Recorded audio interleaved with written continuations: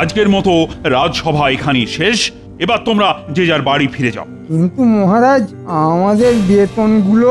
বাড়াবো না, 1 পয়সাও বাড়াবো না। তাতে তোমাদের কাজ করতে হয়তো করো, না হলে বাড়িতে গিয়ে বসে থাকো। ভদ্রলোকের এক কথা, না মানে না।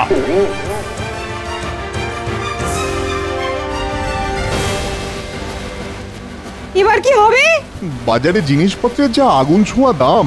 বেতন না বাড়লে এবার আমাদের বাজার করা বন্ধ হয়ে যাবে বলে মনে হচ্ছে।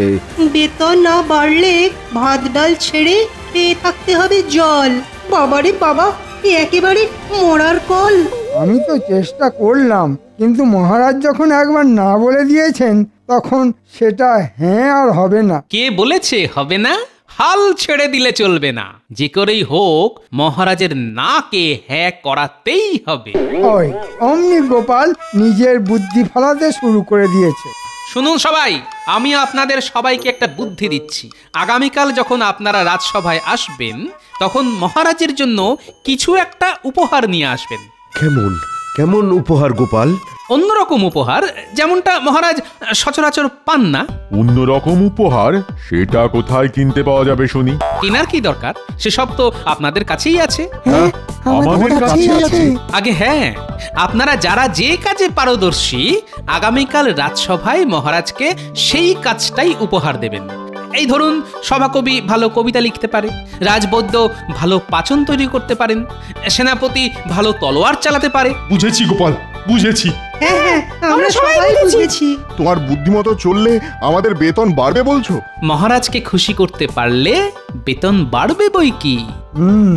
গোপাল কথাটা নেহাত মন্দ বলেনি। কয়েকদিন আগেই মহারাজ আমাকে বলছিলেন রাজ্যের শেষ প্রান্তে একটা ইদারা খোঁড়ার কথা। যাই গিয়ে বটা ঘটাকে কাজে লাগিয়ে দিই। আগামীকাল রাজসভায় মহারাজকে দেখাতে হবে আমি কত কাজ করি। ও মন্ত্রী মশাই, আরে চললেন কোথায়? কাজ করতে? আমি কি তোমার মতন নাকি যে খালি বসে বসে গুলতানি করব আর মাসের শেষে বেতন নিয়ে যাব? আমি হলাম রাজ্যের মন্ত্রী। আমার অনেক কাজ, বুঝেছো? চলি চলি।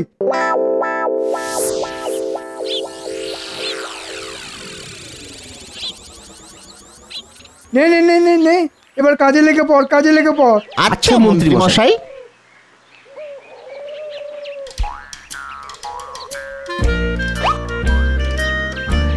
এবার বলুন তো জাহাপানা, এটা কি? এটা তো কমলা লেবু, ঠিক বললাম তো?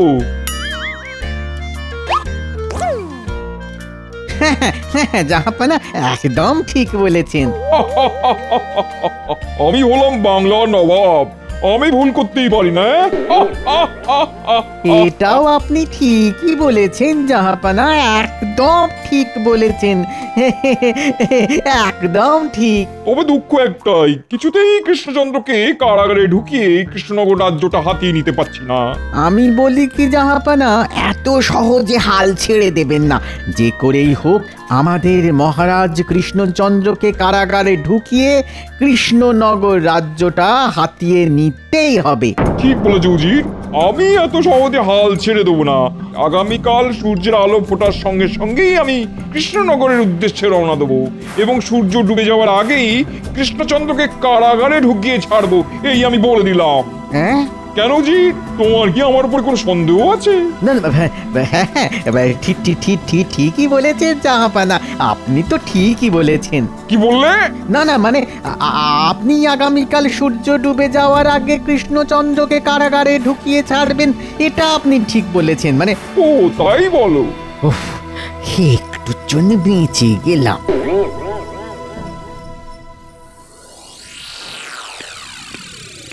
জয় মহারাজ কৃষ্ণচন্দ্রের জয়। জয় জয় মহারাজ কৃষ্ণচন্দ্রের জয়। বসো বসো বসো, সবাই যে যার আসনে বসো। কি ব্যাপার সেনাপতি?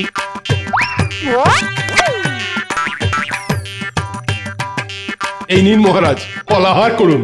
বাহ বাহ, দারুণ দারুণ। এমন ভাবেও যে আপেল কাটা যায় তুমি না দেখালে তো বিশ্বাসই করতাম না। ধন্যবাদ মহারাজ। আহা, দারুণ দারুণ। সেনাপতি, আমি খুব খুশি হয়েছি। তাই আমি উপহার স্বরূপ তোমার বেতন 5 মোহর বাড়িয়ে দিলাম। এবার খুশি তো? খুব খুশি মহারাজ।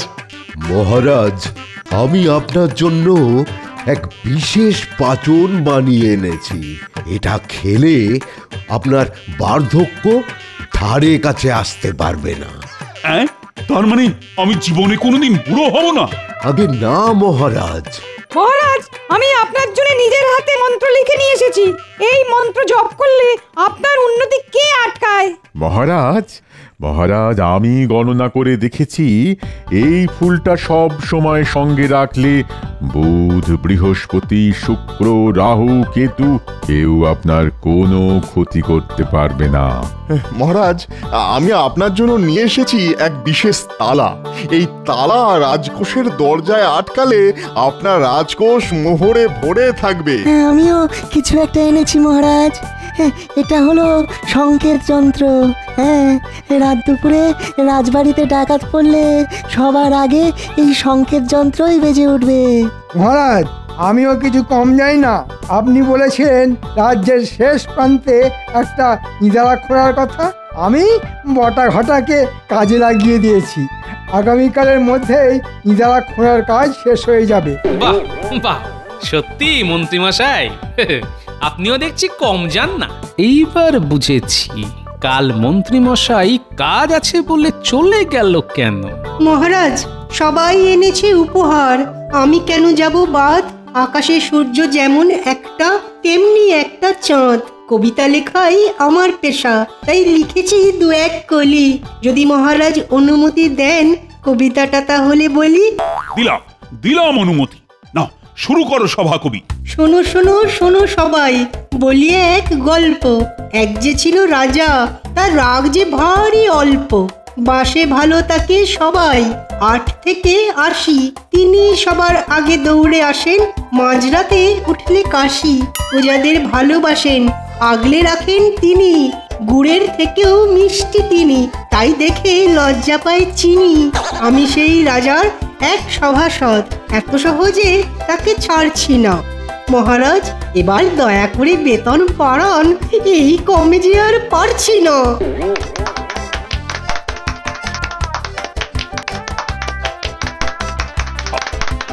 সাবাস সাবাস সভাকবি, সাবাস।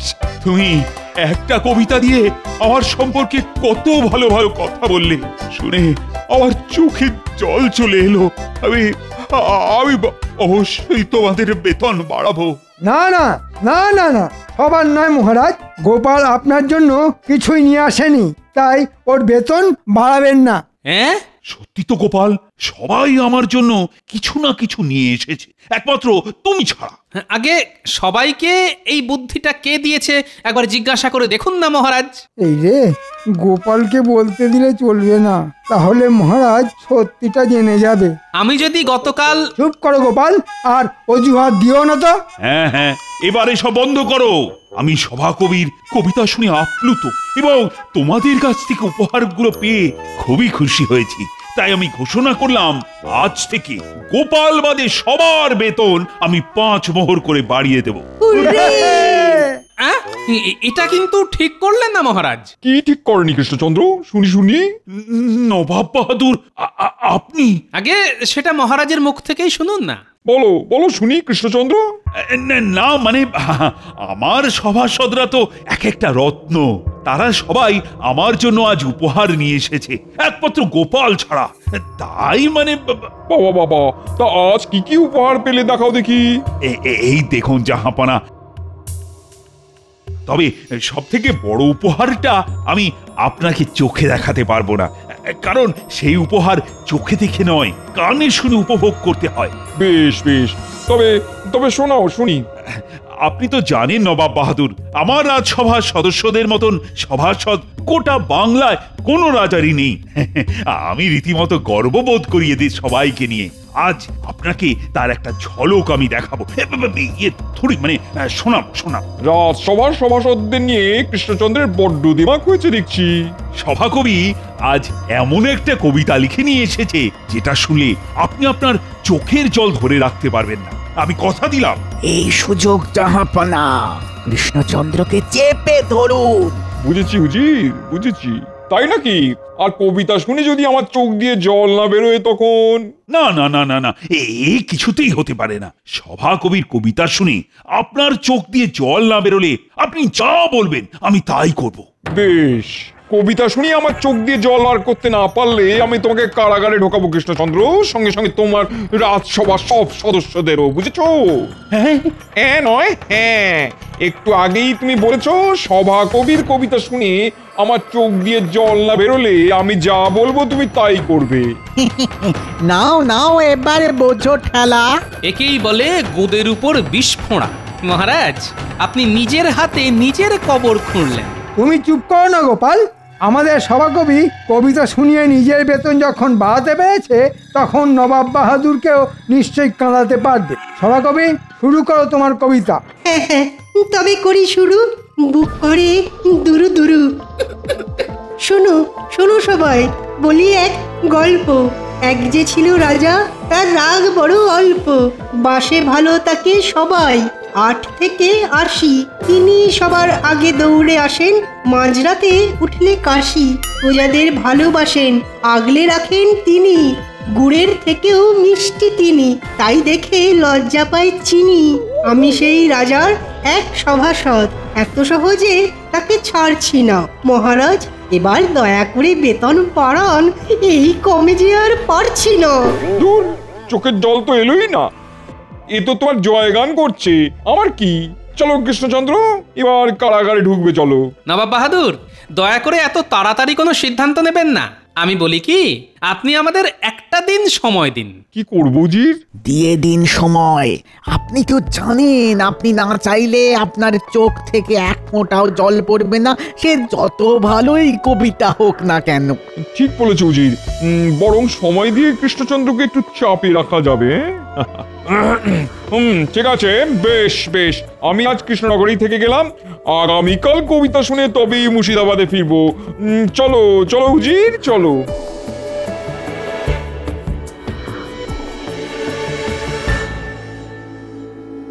মহারাজ, আমাদের বেতন আবার কমিয়ে দিন। আমরা কারাগারে বাকি জীবনটা কাটাতে চাই না। বাঁচান মহারাজ। আমি যে এবার কি করি? কি কুক্ষণে নবাব বাহাদুরের সামনে সভাকবির কবিতার প্রশংসা করতে গেলাম কে জানে। এবার তাহলে কি হবে? আমাকেও যে তোমাদের সাথে সারাটা জীবন কারাগারে কাটাতে হবে। নবাবকে কবিতা শুনিয়ে কাঁদাতে হবে। কবিতা, কান্না। এই গোপাল, এই কি ভাবছো গোপাল? ভাবছি কিভাবে নবাবকে কবিতা শুনিয়ে কাঁদানো যায়। এবার তুমি একটা উপায় খুঁজে বার করো না গোপাল, আমাদের বাঁচাও। হ্যাঁ গোপাল, বাঁচাও আমাদের। হ্যাঁ, বাঁচাবো। তবে একটা শর্তে। কি শর্ত গোপাল? আপনি সবাইকে 5 মোহর করে বেতন বাড়িয়েছেন, কিন্তু আমার বেতন 15 মোহর বাড়াতে হবে। আর মন্ত্রী মশাইয়ের বেতন 15 মোহর কমাতে হবে।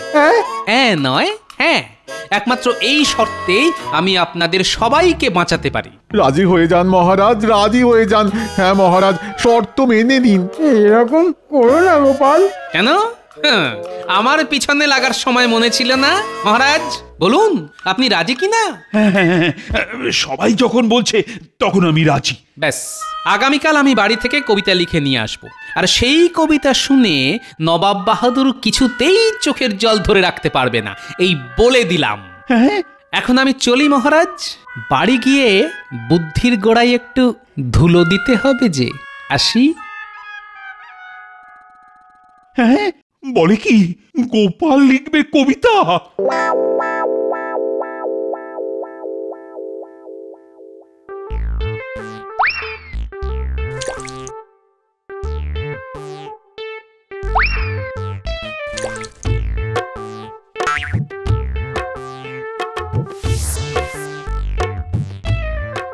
আহ কি করছো গিন্নি? বলি চোখে দেখতে পাচ্ছ না নাকি কি করছি? সন্ধ্যাবেলা লোকে কি করে শুনি? বেশ বেশ বেশ, সন্ধে দেওয়া হয়ে গেলে আমাকে একটু মুড়ি মেখে দিও তো। মহারাজ মহা বিপদে পড়েছেন বুঝলে। মুড়ি খেয়ে পেট না ভরালে মহারাজকে বাঁচানোর বুদ্ধি কিছুতেই মাথায় উঠে আসবে না। এ কি যা, কি হলো গিন্নি? কি আবার হবে? প্রদীপের তেল শেষ। এই তোমাকে গতকাল বললাম না বাজার থেকে সর্ষের তেল নিয়ে এসো, এনেছিলে? এই রে যা, একেবারে ভুলে গেছি।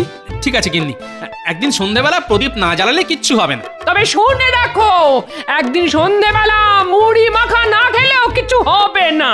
হ্যাঁ নয়, হ্যাঁ, শুধু প্রদীপ জ্বালাতে নয়, মুড়ি মাখাতে গেলেও সর্ষের তেল দরকার। না না, আমি এক্ষুনি যাচ্ছি বাজারে। তুমি দাঁড়াও গিন্নি, আমি ছুটতে যাব আর দৌড়ে আসবো।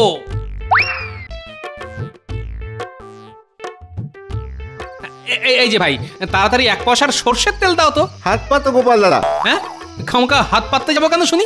1 পয়সার সর্ষের তেল আর কত হবে? ও হাতে করেই নিয়ে যাওয়া যাবে। ও তাহলে এক কাজ করো ভাই, আমাকে 5 পয়সার সর্ষের তেল দাও। দাঁড়াও দাঁড়াও দাঁড়াও দাঁড়াও, জ্বালা থেকে তেল আমি তুলবো। দেখো ভাই, ঠিক আছে? হ্যাঁ হ্যাঁ গোপাল দাদা, ঠিক আছে ঠিক আছে, কিন্তু গোপাল দাদা তেলটা আমিও তুলে দিতে পারতাম। আরে পাগল, গোপাল এমনি এমনি কিছু করে না। এই দেখো, জ্বালা থেকে তেল বার করতে গিয়ে আমার হাতে সর্ষের তেল লেগে গেছে। এবার এটা আমি মাথায় মেখে নিলাম। 5 পয়সার তেলও পেলাম, সঙ্গে মাথায় মাখার তেল বিনামূল্যে।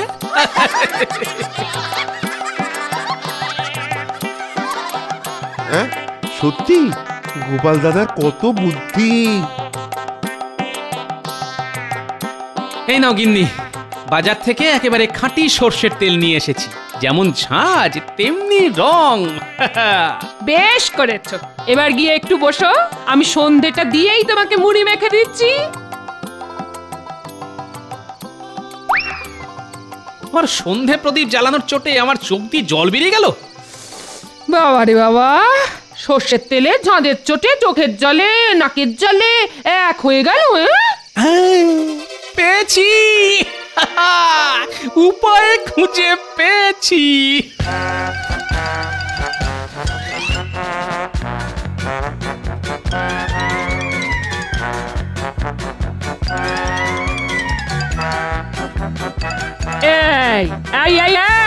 কি করছো এটা তুমি? মহারাজ সমেত রাজসভার সব সদস্যদের কারাগারে বাকি জীবনটা কাটানোর হাত থেকে বাঁচাচ্ছি গিন্নি। এটাই হলো আমার মোক্ষম অস্ত্র।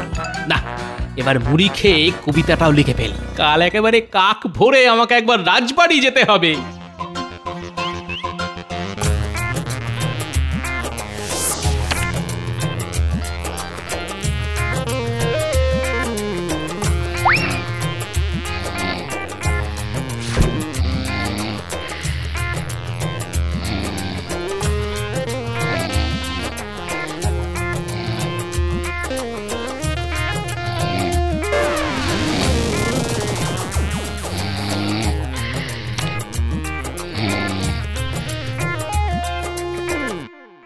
কি গোপাল কোথায়? আগে এসে থেকে তো আমি সেটাই ভাবছি মহারাজ। মহারাজ, ওই দেখুন, গোপাল বোধহয় কবিতা লিখে নিয়ে এসেছে। তাই নাকি? তা কেমন কবিতা লিখেছো? নবাবকে শোনাবার আগে একবার আমাদের শোনাও দেখি। না না, এ খুবই বেদনাদায়ক কবিতা। শুনলে আপনারা সবাই কেঁদে ভাসিয়ে দেবেন মহারাজ। তার চেয়ে বরং একেবারে নবাব বাহাদুরকে যখন শোনাবো তখনই শুনবেন। চলুন চলুন, এবার তাড়াতাড়ি নবাব বাহাদুরের ঘরে চলুন।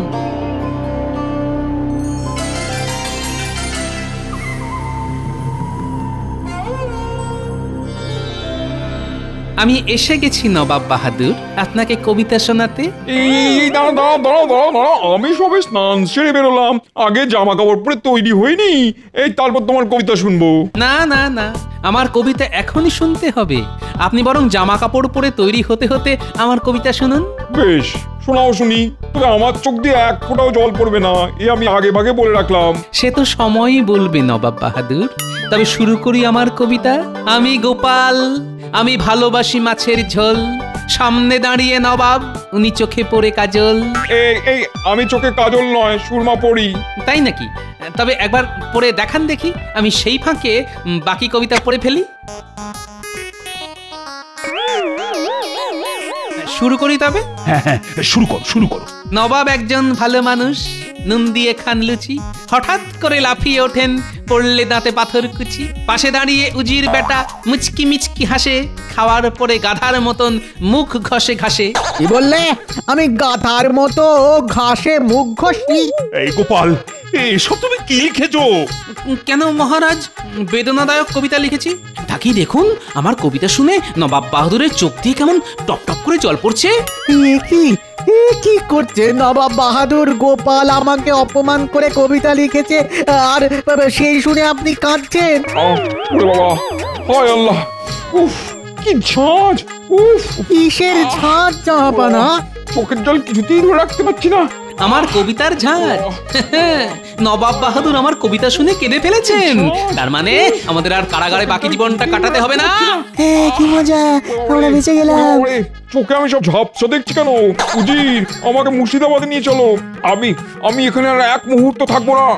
চলুন জাহাপানা, চলুন। এখানে আর থাকা উচিত না। চলুন।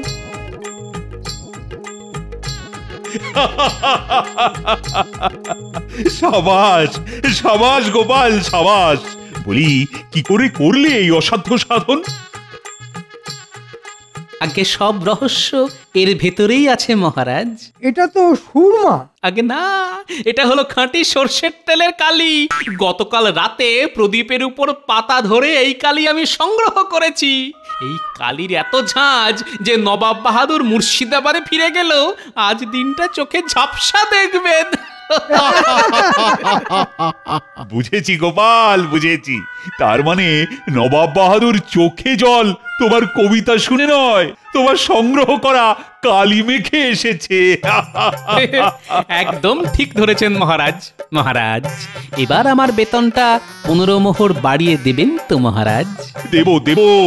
আজ তুমি আমাদের সবাইকে বাঁচিয়েছো। আজ থেকে গোপাল ভাঁড়ের বেতন 15 মোহর বাড়লো, আর গোপালের দেওয়া শর্ত অনুযায়ী মন্ত্রীর বেতনও 15 মোহর কমলো। আমার বেতন কমে গেল। এবার আমার ট্যাক্স হয়ে যাবে খালি, হয়ে যাবে খালি।